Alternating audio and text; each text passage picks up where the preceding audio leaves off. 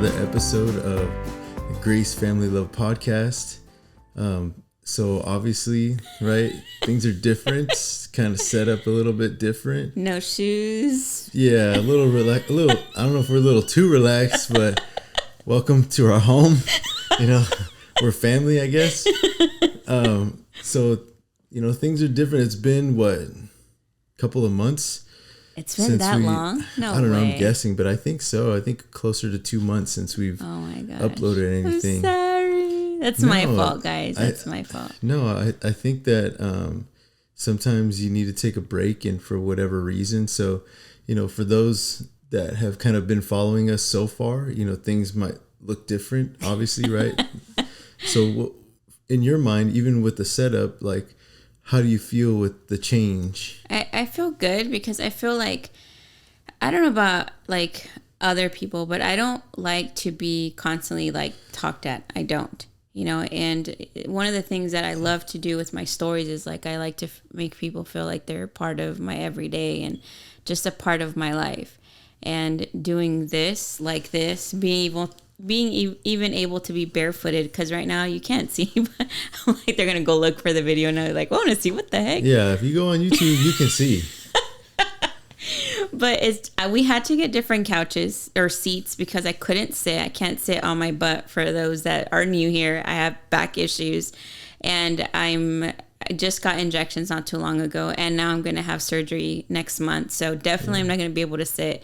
So we needed to kind of just know, if we're going to do this for the long run, my health is a part of the ups and downs of this roller coaster of ministry. So I still want to do what I can. I still have my mouth. I still can, talk, move my hands, like so. You definitely talk. Just kidding. You know what? I'm going to throw this coffee at you. You are going to get in trouble. You can't even throw the chancla right now. Have a chancla. But, I wanted it to be able to, just be different. Just allow people to, I guess, be more to how is it that we do things. Because a lot of the times people see us and, we get a lot of compliments, but people don't know that there's a struggle and a process to being, or even in our marriage or as parents. Like, there's a thought process on how to get there every single day. And we're still learning and we're still moving forward. God's moving. I was reading a post the other day, I think maybe even day before yesterday, and it was talking about just not comparing yourself to the image that you see on social media. Yeah. And even, there's two sides, right? There's one side where people look at him and they're like, oh, they're so fake. That's not real. Nobody's relationship is like that. Or there's the other side where people look at that and they're like, man, I'm never gonna have what they have. Yeah. I can never be in that situation. I think that's like 80% of it. Well, both of them are false. Both of them are false, because you can't just immediately dismiss, somebody's post and say, oh, they're fake. They're not real. They don't live in reality. Because for the person that is genuine, I'd like to think that we're that way. Yeah. We may not post every terrible moment that we have. Yeah. But we're definitely not shy to talk about it, if that's what needs to be talked about. Yeah. So you can't look at that moment and say, oh, well, they're fake. Yeah. And just dismiss all the hard work that it takes to have that kind of relationship. It's true. Or to get to that place, like to live through the struggle. People might look at a post that you post of the set, and they might be like, oh, whatever, that's not real life. Their life is not always like that. But just like you said, we have these couches. They might look nice, but we didn't get it because they look nice. No. We got it because you can't sit right. Yeah. You can't sit straight. Yeah. You can't sit upright because your back is in such pain. You're having all these procedures. That was the motivation for the couch. For the whole change. Yeah. For the change. And if it looks nice, amen. Thank you, Jesus. Yeah. Thank you. If you think it looks nice, we appreciate the support. But the motivation is for your health, and to try and help us in what God has put in our hearts to do. Try to help us accomplish those things while trying to take care of your health. And then the other side is true too. Like, you can't be that person that looks at those posts online and say, oh, I can never have that. I'll never get to that point, because that's not true either. Yeah, you can with hard work. You can with dedication and commitment and being willing to struggle through it. So I hope that whatever side of the coin people find themselves on, I hope that they can find a way to either one, strive to be something, that elevates them, whether it's through prayer, through knowledge, through fasting, through Bible study, just getting better friends. I don't know, whatever it is that they need to do. I hope they know they can do that. And on the other side, I hope that they're not comparing themselves to people that may be in their chapter 20 of life, and they're in their chapter 1 or 2. There's just no comparison. There's time and effort. And I think that for me, like, I don't know, one of the things with social media, a lot of the time, there's 2 different types of influencers. I don't even know how we're getting on this topic anyways, but... Because remember, you still can talk. So I'm just kidding. I'm getting in trouble. What? Good thing we got social distance going on over here. But with the influencer part, like, you got influencers that are like more blogger type, selling clothes, making money off of clothes, and then a lot of the times people don't understand that just that part alone, they influence my life. It's true, whether it's to buy shoes, whether it's to buy clothes. And I mean, like, I like to shop. I'm not going to lie. That's a given. But for me, I want to influence somebody and being their friend, regardless of, you hang around with somebody long enough, you're saying the same words, you're cussing, either you're going out drinking or you're reading your Bible, you know what I mean? Depending, there's like different spectrums of friendship and influence. And I hope and I wish that just the same way, if we were real friends in real life, that I can have that influence, and just be a good friend to you, or to whoever that person is on the other side. Like, that's just my wish, and just with this whole thing, the change and everything, I was feeling bad. Like, I was feeling bad that we couldn't record. Like, I'm not gonna lie. Like, I felt guilty because I'm just like, okay, we had people from different places. Like, we had people from India. We had people from like the Philippines. We had people from places that we wouldn't have thought, like, hey, they are going to listen to something that has to do about God. And yet we stop, and I'm just like trying not to feel guilty about it. And here, while we're doing this, God's moving. And if it wasn't for the break that this happened, I don't think that I would have had the dedication that I had to do what we did with the seminar. Yeah. And for those that don't know, we just recently had a seminar on, what day was it? It was Saturday. On Saturday. Yeah. So like a few days ago. And in that seminar, the main point of that seminar was, yes, to help parents to parent on purpose, but more so to help these teen moms be able to be happy that they didn't have an abortion, be able to know that, that pretty strong.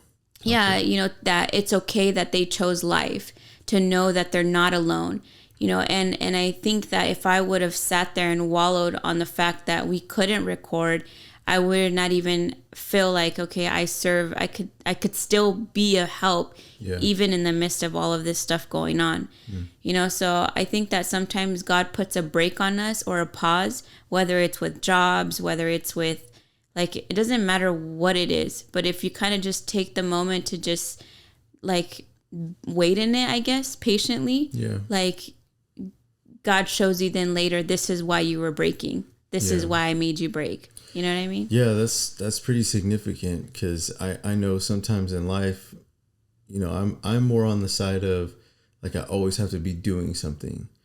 So for me, it's kind of like almost the same as being a workaholic, where I just have to do stuff and have to be moving. And if I'm not moving, I feel like, man, I get myself into trouble. Yeah. So it's also kind of like a crutch where I use my busyness to stay focused and stay active, to stay out of trouble.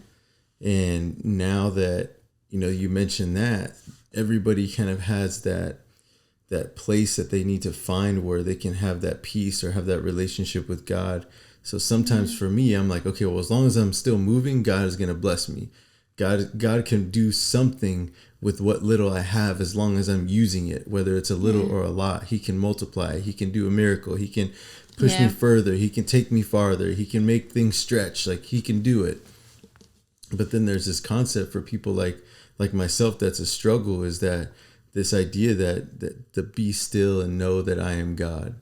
You know, where like the story in the Bible where they thought, you know, God's voice was going to be like in the thunder, you know, and in the storm or whatever. And in the end, it was in that still small whisper, you know, that they heard the voice of God. And so for me, the idea of just staying still for a moment and like acknowledging God's presence and just waiting to hear from God, it almost like gives me anxiety, you know, like I have to be moving and doing something. If I stay quiet and somebody else is praying, like within 3 seconds, I'm already like, I'm like, my brain is like climbing monkey bars and doing backflips, and it's just like these random things come into my mind, you know, like I have a hard time sitting still. So it's going to be weird. Like, you know, you can see my legs now, usually underneath the table, like my legs are bouncing. Fidgeting. Yeah. And I'm fidgeting. And so it's really strange, but I wanted to ask you too, like with the first, how do you like the change? Like, with I like the it. background? I really, was it what you really hoped do. that it would be? Yeah, I like it because, like, I don't know, I feel comfortable. I feel like I don't know, like I'm not hiding behind a table. Like I don't know, I really like it. I like the sign, like I like how big it is. It's a huge reminder of just, you know, when God starts something small, you know, you just really never know where it's going to take you. Yeah. You just don't know, you know, and it's a nice reminder that even in our brokenness, in my brokenness, like God still moves, and he's really, I don't know, he's just really cool in how he does things. I would have never expected it.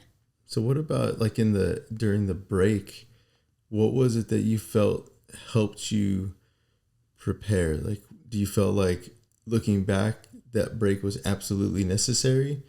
Or do you feel like you were just kind of getting burned out? Like, what do you think happened? I think that it was necessary because sometimes, and it happens a lot, I think too, with people in ministry, I feel like you almost do check boxes of like what you should do, what you're doing.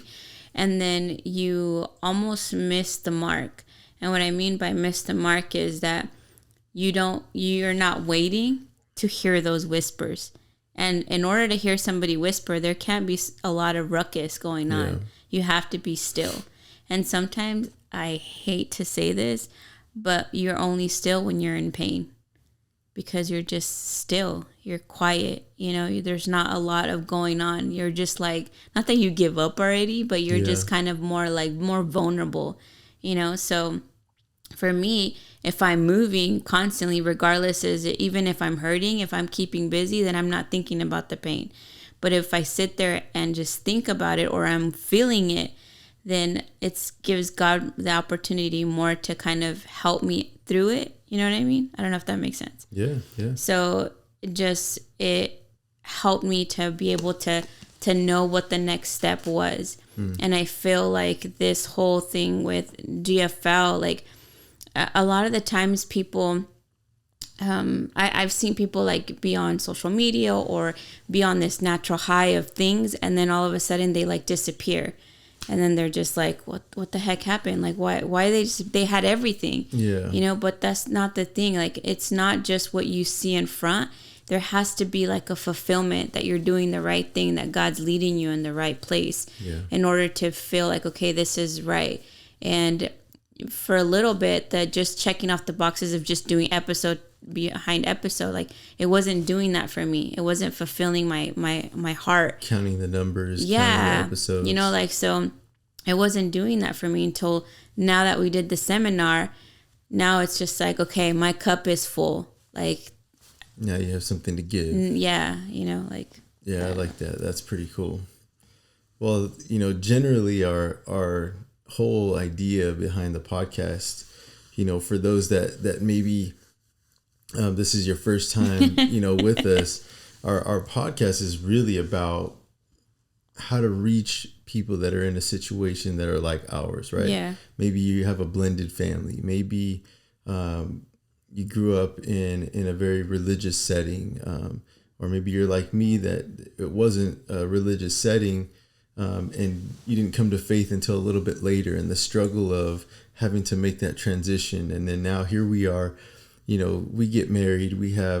I have a child from my previous marriage. You have a child from a previous relationship, not married, so child out of wedlock. We come together and we kind of each bring our baggage to try to make this thing work. And then here we are kind of just fumbling through it. But we've had a lot of guidance and a lot of help along the way, right? So here we are now, and I'm not trying to knock our relationship or put us down, but I have a question that I was thinking about earlier. I wanted to ask you. Great. I know you're going to be honest, so I'm more scared probably than you are. But because if you heard any of our other episodes, she does not hold back. No, I don't. So what is it like having to go through this different dynamic of, like, GFL is us, right? It's both of us that we're putting in this effort, right? Yeah. So I just need to adjust my So what is it like, or what are the struggles or challenges like having to now, because this is kind of like a ministry at times. It's kind of like work, at times. Sometimes it is fun, to kind of plan and put things together to build the set. Yeah. But what's it like having to work or to be in such close proximity and have your spouse as your partner? Well, that's a hard one. I think that it's like I like being around you. Like, I like you. I mean, for those that don't know, he works out of town. So he's gone like all day, like at least 10 hours out of the day. 10 hours out of the day. So he gets home around 5 o'clock. And then if you think about it, by the time he finishes going to the restroom, it's 8 o'clock already. Probably a little too much information, but hey, we're there. We'll roll with it. I'm just kidding. No, but like, he just does. I don't think it works like that. Just because you say I'm just kidding doesn't erase everything that you just said. But I mean, I think people that have husbands will probably know, be like, oh yeah, that guy's gonna be in there forever. But my point is just that okay, we don't have that much time between after dinner and then bedtime and then the kids. Like, it's over. You know what I mean? Like, real quick.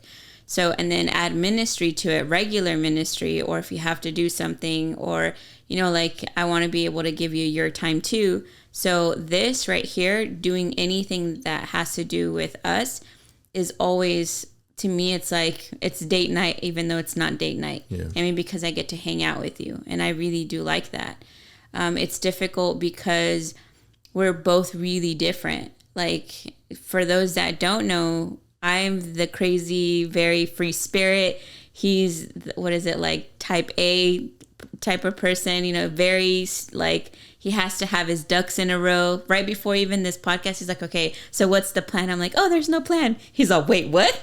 What do you mean? Had to sweat it out a little bit. Yeah, you know what I mean? Like, so that's us. So, of course, it's always going to be difficult to be able to make sure that I'm kind of giving you what you need as well. You know what I mean? To be able to be okay. So it's like, okay, we don't have a plan. Can we just do at least plan A? You know what I mean? Like, not have plan A, B, C, D, E, F, G, H, I, J, K, L. You know what I mean? Like, well, to my defense, so since we're talking about the start of the podcast, I hit record on everything, and then we sit here looking at each other, and she's looking at me like, go ahead, you go. Because we didn't have a plan. I had to shut everything down. We had to figure ourselves out for a second. See? So it's necessary. It's needed sometimes. No, it is. But I think that's the part where I think that anytime that you work with your husband or your wife, like, it's a different dynamic because it's two different people. It doesn't matter. Like, even if you're dating somebody, you guys are not the same. You guys are different. Yeah. So to be able to allow anything to be enjoyable, you know what I mean, is to just be able to give a little bit and take a little bit. You know what I mean? And that's just the part that it's always going to be a learning process, because you're not the same Joe when you were 25. When you're 26, you're not the same guy from 26. when you turn 45, you're not going to be the same guy that you are now. You know what I mean? You're going to be changing. So I still have hair. So I have to keep adapting to you. You know what I mean? And I have to keep learning what you do like, what you don't like. And I have to be adjusting and being graceful and vice versa. You know what I mean? So it doesn't matter what scenario you're in. It's always going to be that way because you're learning to just do different things with your husband. And that's always not going to be easy, but it's fun, you know? And at the end of the day, like, you get date night. You get to hang out. Yeah, that's true. I didn't think you were gonna say all that. That's nice. Oh, I thought it was gonna be like doom and gloom. Oh man, no, I like hanging out with you. I really do. Yeah, I think it's because I worry so much about getting it right that when I don't, or when I think that I'm messing up, it's just like, forget it.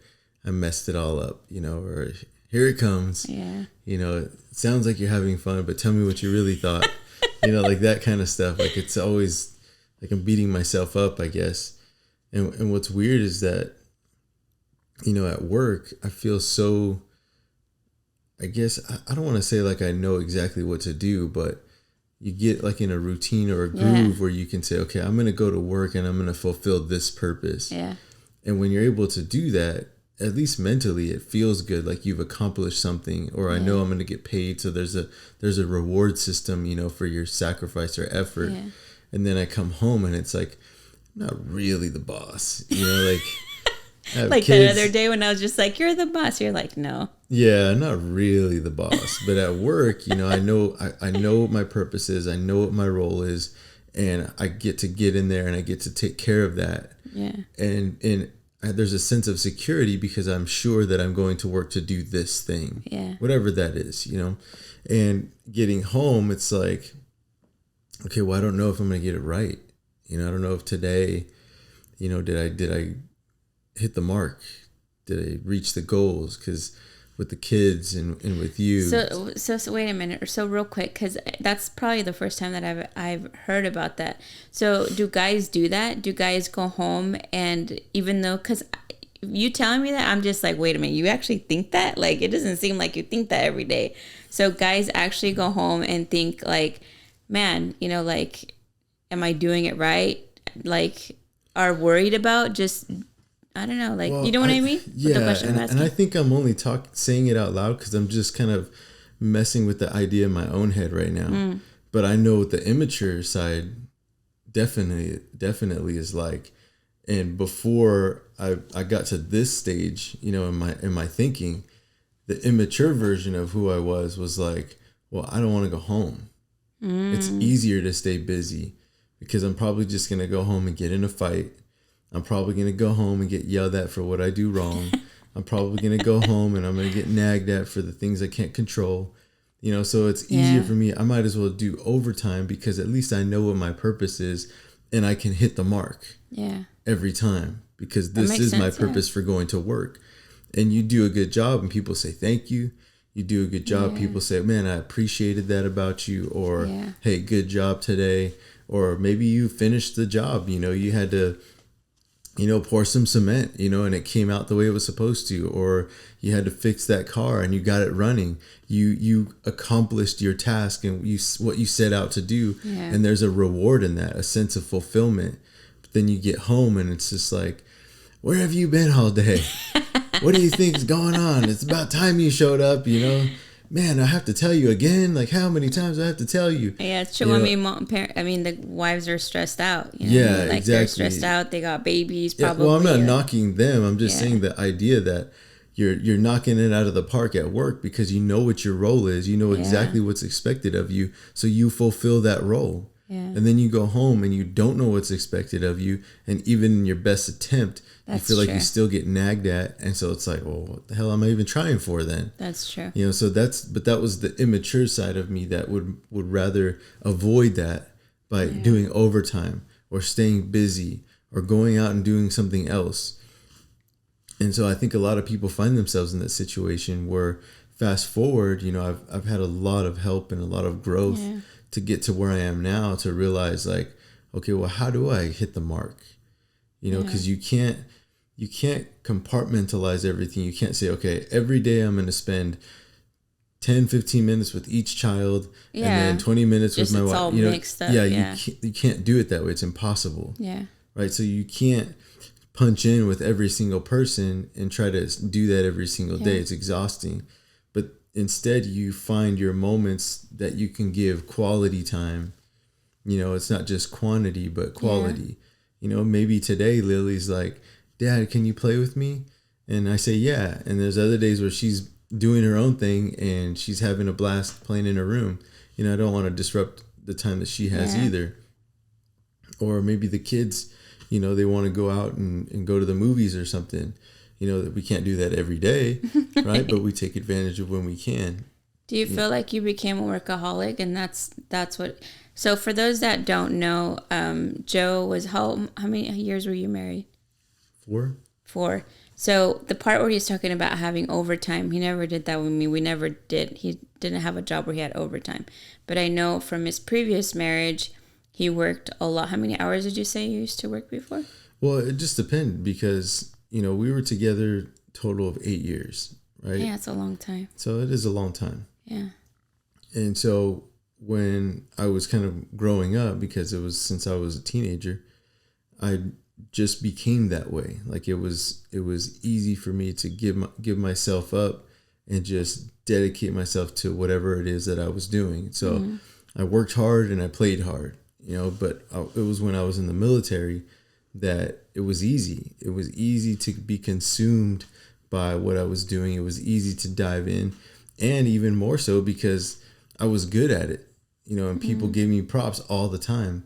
And it wasn't good. Yeah, and it wasn't that I was doing it for that.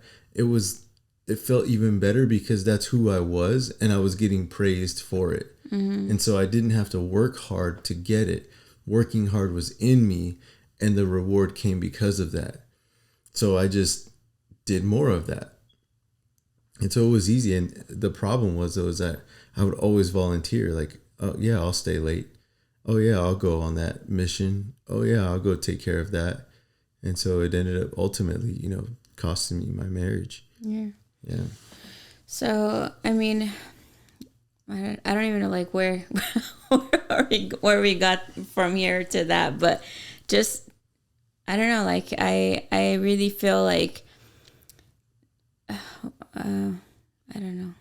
You can. Well, I'll say this, like, so I would say if you could leave somebody with something, right? And in whatever it is that God has been doing in you in this very short period of time where there's been in one way it seems like there was a standstill because we weren't recording, but things definitely didn't stand still, right? No. There was a lot of movement, almost like God was doing some earth shaking. Yeah. So what would you leave, since we got a couple minutes left, what would you say to that person that maybe is in that place that you were right before we took that break? And I don't know exactly where you were mentally or emotionally, but throughout the process, I could see God was doing something. So what would you say? What would your advice be if somebody's entering into the season where maybe they feel like they need a change, or they need to just stop for just a moment, or they're looking for God, but they're not quite sure, what it is that they should do next? One of the things that I learned through this process is that silence, that when you don't hear God so clear or loud, that it's not a bad thing. It's interesting. I was listening to the sermon, and a lot of the times just the quietness of just, you think in your mind, oh, I'm not hearing God, or I can't hear him, or I can't see him, and you just panic. Right away, you just panic, and Satan uses that to kind of make people feel guilty, or like, obviously you're not doing something right because you can't hear him clearly. But no, it's not that. It's just that sometimes God, in the process of just like working with you, that stillness is just him kind of just working more with your heart.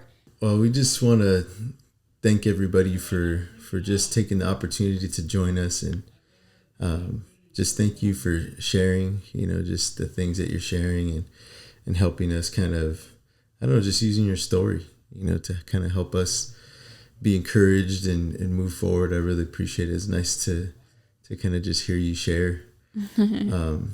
But yeah, so let's pray and Yes.